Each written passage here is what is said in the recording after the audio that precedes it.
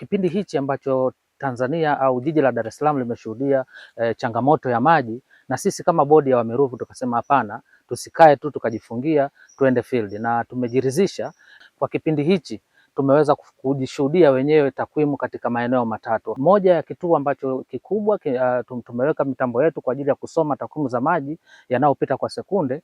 Kwenye kituo cha Kibungo mto Ruvu inaonyesha kabisa hapo awali zilikuwa zinapita lita 8,300 kwa sekunde, lakini kwa sasa leo tumejiridhisha baada ya mvua hizi kunyesha kuanzia tarehe 15, 16, 17 na leo tumejiridhisha wazi kwamba sasa hivi kiwango cha maji kinachopita kwa sekunde ni lita 59,400. Lakini vile vile kituo kingine ambacho kinachangia maji pia katika mto wa Ruvu, kituo cha Mvuha, nacho kimetuonesha motisha, kwa maana kwamba hapo awali kilikuwa kinasoma lita 4,000 kwa sekunde, lakini sasa hivi kinasoma lita 9,100 kwa sekunde, na hii yote imechangiwa na namna bora ya usimamizi wa rasilimali za maji, hasa katika kuzuia watu waliokuwa wanachepusha maji kwenye mto mkuu wa Wamiruvu kwenda kwenye kilimo, ambapo watu hawa sisi tuliweza kutoa takwimu na taarifa mapema tangu mwezi wa 8 kuambia kwamba shughuli za kilimo zitasimama kwa sababu mwaka huu kutokana na taarifa za TMA inaonyesha kabisa wazi kwamba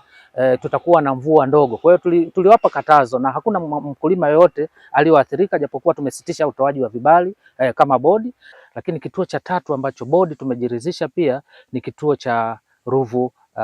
Kibaha, kwa maana ya Ruvu Darajani, na yenyewe tumejiridhisha readings pale zinasema hapo awali ilikuwa inasoma kwa sekunde moja zinapita lita 6,600, lakini kwa sasa tumejiridhisha kwa kila sekunde zinapita lita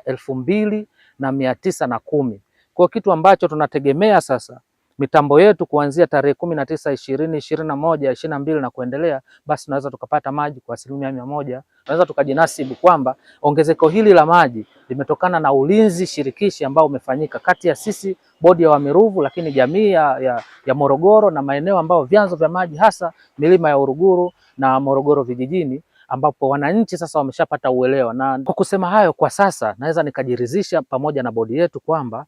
mto wetu wa Ruvu uko salama, kwa maana kwamba wachepushaji wa maji doria inafanyika na tumetoa ulinzi, lakini vile vile vilimo vilivyokuwa natumia umwagiliaji na wenyewe vimesimama. Kwa hiyo mto wetu uko salama na maji yanapita kwa uhakika. Kwa hiyo tutegemee mabadiliko makubwa ndani ya siku hizi tatu kuwa na maji ya kutosheleza katika jiji letu la Dar es Salaam na changamoto hii kuweza kuisha kwa wakati ambao tunakusudia.